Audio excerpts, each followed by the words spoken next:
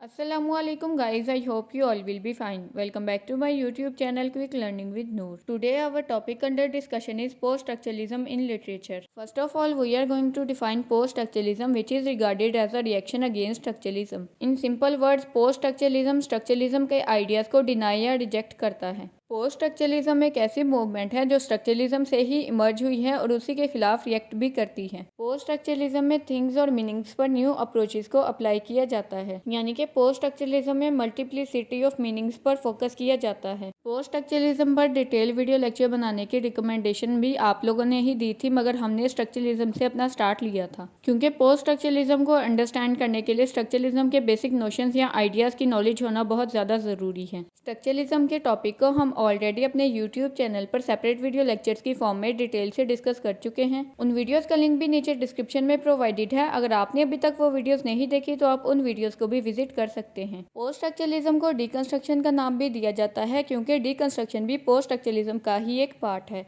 अगर डिकंस्ट्रक्शन की बात की जाए तो इस वर्ड का यही मीनिंग होता है कि किसी भी चीज़ को तोड़कर उसे एनालाइज करने की कोशिश करना। डिकंस्ट्रक्शन एक सेट ऑफ अप्रोचेस है जिसमें टेक्स्ट और मीनिंग के रिलेशनशिप को अंडरस्टैंड किया जाता है, और डिकंस्ट्रक्शन का कॉन्सेप्ट जैक्स डेरिडा ने दिया था। Now we are going to discuss the role of post structuralist in post structuralism movement. Post structuralist develops new ways of thinking about difference and identity. Post structuralism हमें एक perspective देता है जिससे हम difference और आइडेंटिटी को नए तरीकों से सोचना शुरू कर देते हैं। फॉर एग्जाम्पल, जब भी हम कोई वर्ड सुनते हैं तो हमारे माइंड में एक मीनिंग क्रिएट हो जाता है, मगर पोस्ट स्ट्रक्चरलिज्म हमें ये अलाउ करता है कि हम एक ही वर्ड के मल्टीपल मीनिंग्स को अपने माइंड में सोचकर रेलिवेंट मीनिंग को अपनी लैंग्वेज में यूज कर सकें। इसी पॉइंट पर अगर आपने अभी तक मेरे YouTube चैनल को सब्सक्राइब नहीं किया तो इस चैनल को जल्दी से सब्सक्राइब कर दें और साथ बेल आइकन को भी प्रेस कर दें, ताकि आपको मेरी हर नई वीडियो का नोटिफिकेशन सबसे पहले मिल सके, जिससे आप हेल्प ले सकें। पोस्ट स्ट्रक्चरलिज्म स्ट्रक्चरलिज्म के इस आइडिया को भी डिनाई करती है कि किसी भी टेक्स्ट में मीनिंग ही सेंट्रल रोल प्ले करता है और डिफरेंट कल्चर्स के लिए एक ही वर्ड के डिफरेंट मीनिंग्स हो सकते हैं। पोस्ट स्ट्रक्चरलिस्ट ये यकीन रखते हैं कि किसी भी वर्ड, या इन सिंपल वर्ड्स हम ये कह सकते हैं कि किसी भी वर्ड को कोई फिक्स मीनिंग नहीं दिया जा सकता। कॉन्टेक्स्ट यानी कि बैकग्राउंड इन्फॉर्मेशन के चेंज होने से वर्ड्स के मीनिंग्स भी चेंज हो जाते हैं। वो स्ट्रक्चरलिज्म पर क्रिटिसाइज करते हैं क्योंकि स्ट्रक्चरलिस्ट सेंटर्स और बाइनरी ऑपोजिशंस पर डिपेंडेंट होते हैं, जिसमें मीनिंग को लिटरेरी टेक्स्ट का सेंटर कंसीडर किया जाता है और सुपीरियर इन्फीरियर को या इन्फीरियर सुपीरियर को डिफाइन करता है। The best examples of binary oppositions are black and white, day and night, male and female. Post structuralist like Jacques Derrida logocentrism के आइडिया को भी रिजेक्ट करता है, और वो लोगोसेंट्रिज्म के आइडिया के बजाय फेलोसेंट्रिज्म के आइडिया को फेवर देता है, जिसको हम अपने अपकमिंग वीडियो लेक्चर में डिटेल से डिस्कस करेंगे। Logo means meaning and centrism means centre of any text. So in simple words, logocentrism means meaning is the centre of all text. Logocentrism regards words and language as a fundamental expression of eternal reality. Logocentrism का ये believe होता है कि language या words के through ही eternal reality को express किया जाता है। Jacques Derrida was a post structuralist and he says in his book of grammatology in 1967 that logocentrism is the illusion that the meaning of a word has its origin in the structure. Logocentrism ये believe रखता है कि किसी भी word का meaning उसके structure से originate होता है, मगर पोस्ट स्ट्रक्चरलिज्म में ये कहा जाता है कि मीनिंग कभी भी यूनिवर्सल या फिक्स नहीं होता, और मीनिंग को कभी भी हम उसके कॉन्टेक्स्ट यानी कि कल्चर से सेपरेट नहीं कर सकते।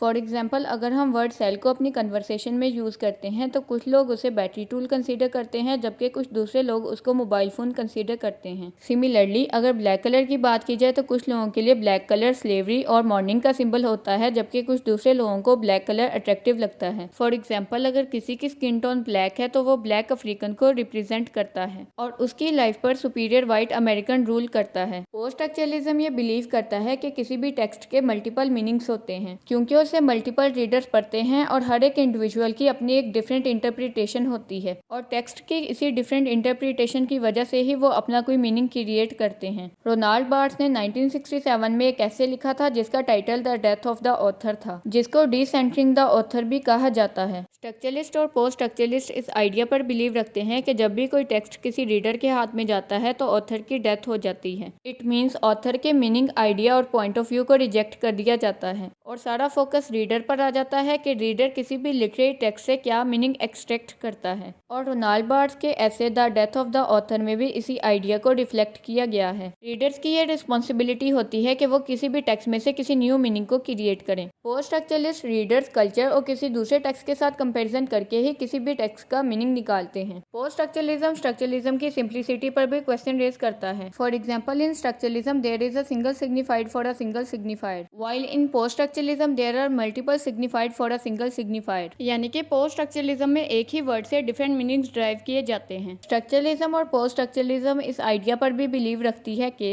सिग्निफाइड और सिग्निफाइड का रिलेशनशिप भी फिक्स नहीं है, क्योंकि कल्चर जैसे मल्टीपल फैक्टर्स उनके रिलेशनशिप को इफेक्ट करते हैं। इसी वजह से सिग्निफाइड और सिग्निफाइड के दरमियान का रिलेशनशिप आर्बिट्रेरी है। पोस्ट स्ट्रक्चरलिज्म में मल्टीप्लिसिटी ऑफ मीनिंग पर फोकस किया जाता है, यानी कि एक ही वर्ड या सिग्निफाइड के थ्रू मल्टीपल सिग्निफाइड बनाए जाते हैं। डिफरेंट मीनिंग्स और signified that is the mental concept behind the word can associate with the same signified that can be a word और साउंड। अगर कुछ लोग ब्लैक कलर को अट्रैक्टिव समझते हैं तो दूसरी तरफ ही कुछ लोग उसे कर्स भी कंसीडर करते हैं। लिटरेरी थियोरी में सिर्फ पोस्ट स्ट्रक्चरलिज्म ही ऐसा टॉपिक है जो कि स्ट्रक्चरलिज्म के आइडियाज को डिनाई करता है। इट मीन्स बाकी पोस्ट लिटरेरी थियोरीज अपनी पुरानी लिटरेरी थियोरीज की ही कंटिन्यूएशन होती हैं, मगर सिर्फ पोस्ट स्ट्रक्चरलिज्म ही ऐसी मूवमेंट है जो स्ट्रक्चरलिज्म के मेन नोशंस या आइडियाज को सबवर्ट करती है। स्ट्रक्चरलिज्म और पोस्ट स्ट्रक्चरलिज्म में कुछ कॉमन फीचर्स भी हैं जिनको इनकी सिमिलरिटीज में डिस्कस किया जाता है। स्ट्रक्चरलिज्म और पोस्ट स्ट्रक्चरलिज्म दोनों में ही किसी भी लिटरेरी वर्क को एनालाइज या इंटरप्रेट करने की कोशिश की जाती है। स्ट्रक्चरलिस्ट और पोस्ट स्ट्रक्चरलिस्ट इस बात पर फोकस करते हैं कि मीनिंग को कैसे बनाया जाता है और किसी भी कल्चर में मीनिंग कैसा रोल प्ले करता है, और किसी भी कल्चर के लिए मीनिंग का प्रेजेंट होना कितना ज़्यादा ज़रूरी होता है। मीनिंग को जिस कॉन्टेक्स्ट में यूज़ किया जाता है वही किसी भी कल्चर की डिपिक्शन करता है। स्ट्रक्चरलिज्म और पोस्ट स्ट्रक्चरलिज्म दोनों में ही ऑथर पर कोई भी फोकस नहीं किया जाता। टेक्स्ट की रीडिंग में ऑथर को कम्प्लीटली इग्नोर किया जाता है, जिसको हमने रोनाल्ड बार्थ्स के एसे the death of the author में भी डिटेल से डिस्कस किया है। लास्टली, स्ट्रक्चरलिज्म और पोस्ट स्ट्रक्चरलिज्म का ये मानना है कि the relationship between signified and signified is not fixed और इज आर्बिट्रेरी, यानी कि सिग्निफाइड और सिग्निफाइड का रिलेशनशिप फिक्स नहीं होता। ये रीडर्स पर डिपेंड करता है कि वो किसी भी साउंड या वर्ड को किस मेंटल कॉन्सेप्ट के साथ अटैच करते हैं। Arbitrary means based on personal choices. To conclude the whole topic, structuralism में लोगोसेंट्रिज्म पर फोकस किया जाता है, जबकि पोस्ट स्ट्रक्चरलिज्म में मल्टीप्लिसिटी और डाइवर्सिटी ऑफ मीनिंग पर फोकस किया जाता है। अगर इन दोनों के ड्रॉबैक्स को डिस्कस किया जाए तो दोनों में ऑथर को कम्प्लीटली इग्नोर किया जाता है। So that's all for today. Thank you so much for watching this video.